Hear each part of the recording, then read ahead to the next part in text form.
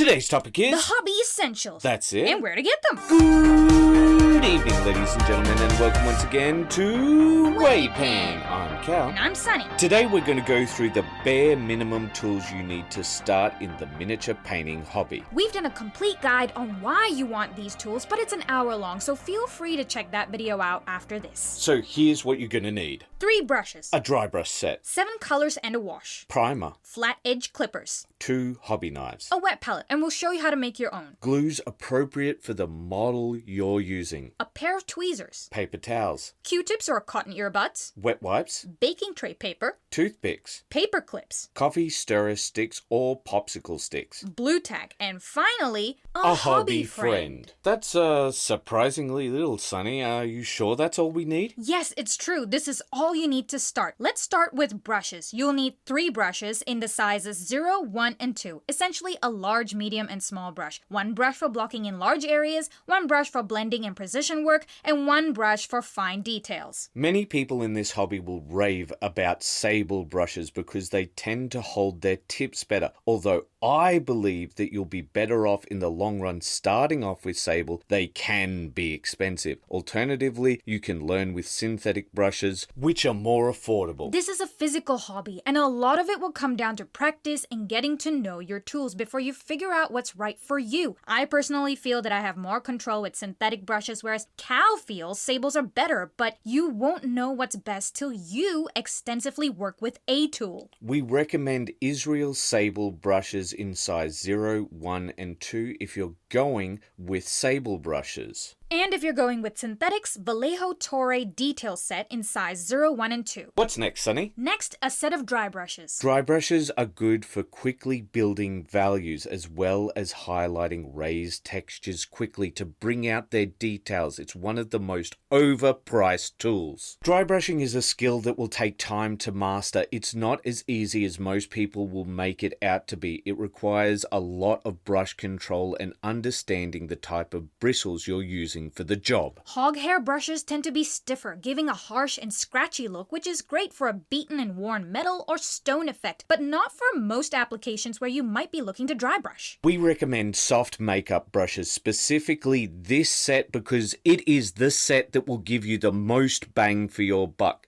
The Jessup 15 set Zinfandel T284. It will contain every dry brush you need. Now for the most tricky part, Sunny. Paints. Specifically, how many paints and how many colors and... Paints are one of those tools that tend to get hobbyists very excited.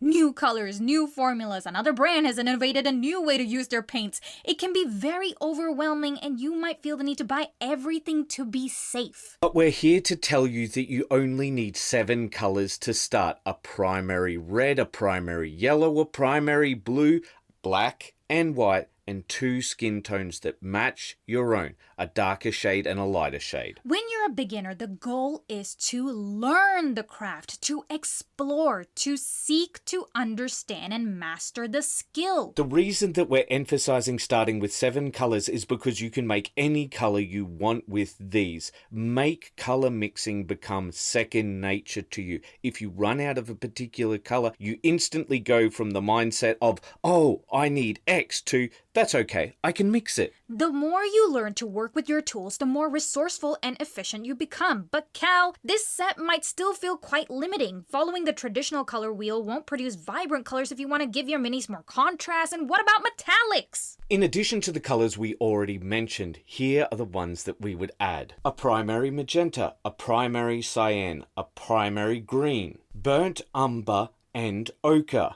A dark steel, a bright steel, a dark gold, and a bright gold. A quick note for the pedantic. Technically speaking, black and white are not colors, they're shades, and the browns and the skin tones fall under a category known as neutrals, and metallics are textures. But unless somebody's actually teaching you color theory, color psychology, or something else to do with painting, completely ignore them. You're learning. You don't need pedants in your life. Many people will argue that the true color wheel is the one used by printers, which is the CMYK or cyan, magenta, yellow, and black color color wheel. Don't ask me why black is K. We have a members only video that goes in depth on the different color wheels and which is best for painting if you'd like to go deeper into that topic. But the short story is, it's harder to master, especially for a beginner. It's a great complement to the traditional RYB or red, yellow, blue color wheel, but we wouldn't recommend CMYK as a starting point. With our extended range of colors, why do we recommend two types of browns along with the two skin tones that are your own? Humans are pattern recognition machines, and the one thing that they're really good at understanding is other humans, and the main thing that humans are made out of is skin. At least on the exterior. You can tell a person's age, sex, their general health condition just by looking at their skin. You process this information unconsciously. However, there is a lot of variation to skin tone. So starting off with somebody else's skin tone is a trap for knaves. Painting skin is going to be one of the hardest things to master in this hobby. Having the burnt umber and the ochre allows you to gain a wider variety of tones with your neutrals, and it will help you create more distinction with the elements on your models like pouches and boots.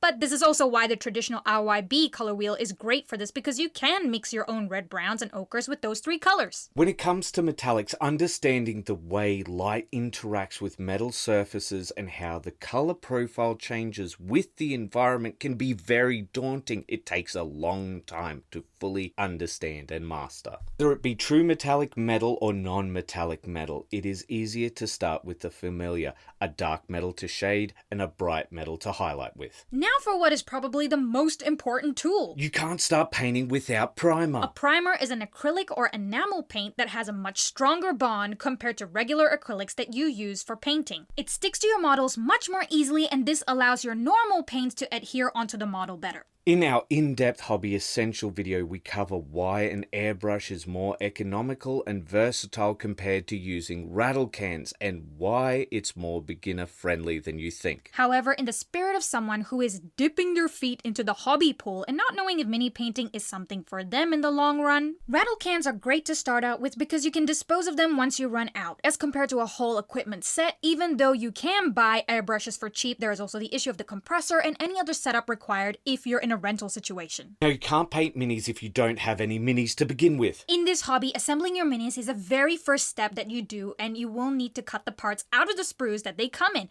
It's also important to note that models come in a variety of materials, from different types of plastics to resin to even metal. So, we will cover some of the universal tools that you will work with in most cases. Starting with clippers. There's a variety of clippers out there, overpriced ones from hobby stores like God Hand to the Citadel ones, but all of them come down to one thing, that they're flat edge clippers. Flat edge clippers allow you to easily go between the parts and get a clean cut to release the part from the sprue. And some of the times there may be still a little nubbly bits that stay on the model from cutting. That's why you need a good knife or scalpel. A sharp scalpel is good for doing those cleanups, shaving away harsh bits, and sometimes cutting your model for conversions. You will also need a dull knife. The way to do this is by simply buying two knives. Once one has become dull with use, that becomes your dull knife. Just swap between them before you replace your blades. You will use this dull knife to shave mold lines and to remove other problematic areas where a sharp knife might risk damaging your model. Next, you'll need the right kind of glue for the job. As we mentioned earlier, there are a variety of materials that models can come in, and not every glue will work with all of them, but universally, you'll need plastic glue for plastic kits and super glue for resin and metal kits. We go more in depth on this in the long video. We can recommend Tamiya plastic cement along with the thin version and the super glue of your choice. Plastic glue is essentially a solvent that melts the plastic and fuses the two parts together and gives a much better bond than super glue as it's more brittle. So use plastic glue for plastic kits where possible. When in doubt, your local hobby store can guide you on the right glues for the job, which leads us to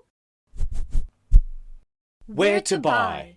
We primarily recommend 3 locations to get your hobby tools: arts and craft stores, hardware stores, and your hobby stores. also known as your friendly local gaming store. Sunny, in the age of the internet, why are we recommending physical stores? Because this is a physical hobby. It's always better if you're able to see and feel the products for yourself and be able to ask for help, especially when you're dealing with products you've never used before. For example, brushes. That's right. Different brands have different sizes. What's size 0 for one brand will not be size 0 for another brand, even if they're both labeled size 0. So, Sunny, why don't you just get everything from the hobby store? Because of the hobby tax. What is the hobby tax? It's where common items become overpriced because they're repackaged as hobby items. A good example of this would be Drybrushes. Because dry brushes are essentially just like makeup brushes, and they are mass-produced. These brands live and die on their reputation, so you're more likely to get a better product at a lower price. Cal, does this mean that we should avoid hobby brands altogether? No, for example, we love our SMS clippers. However, this is an Australian brand, so it might not be available in your area. We think that they're great, they're fantastic. We bought two,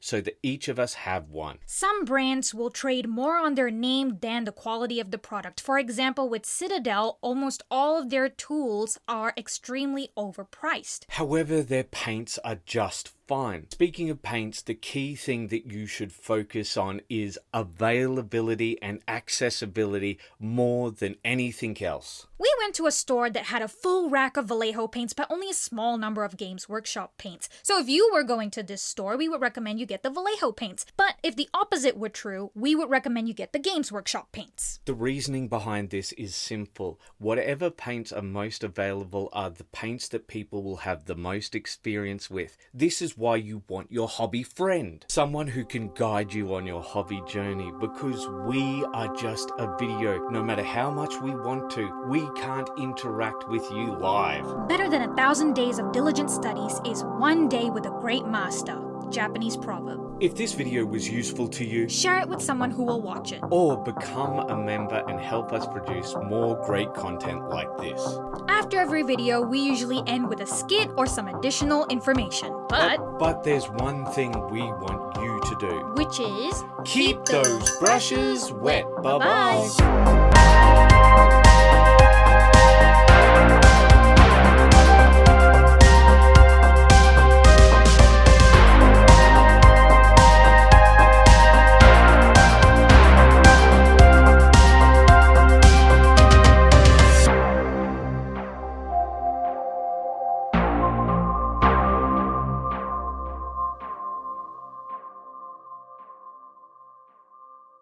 If that video was useful for you, please check out our Hobby Essentials video. In that video, we go through the ins and outs of the products that we used and why. Yes, it's longer, but once you go beyond the where and what and into the why, things tend to get longer. If you are new to miniature painting, we recommend the following videos from us. Basic color theory for miniature painting. Understanding color harmonies. And understanding hyperreality. As well as the biggest problem with this hobby. Which is actually about burnout and how to avoid it and how to plan your projects. From other channels, we recommend Brushstrokes Painting Guides, How to Thin Your Paints video. Zumakito Miniatures 5-minute painting guides. Brush and Banners Quality Shorts. There are lots of great teachers out there for you. All you have to do is find the one that suits you best. And don't trust anyone who says that they're the only person that you need to listen to. Even if we lose you to another teacher that's a better fit for you, we hope you remember us in your hobby journey. And there's one thing that we always hope you do. Keep those brushes wet.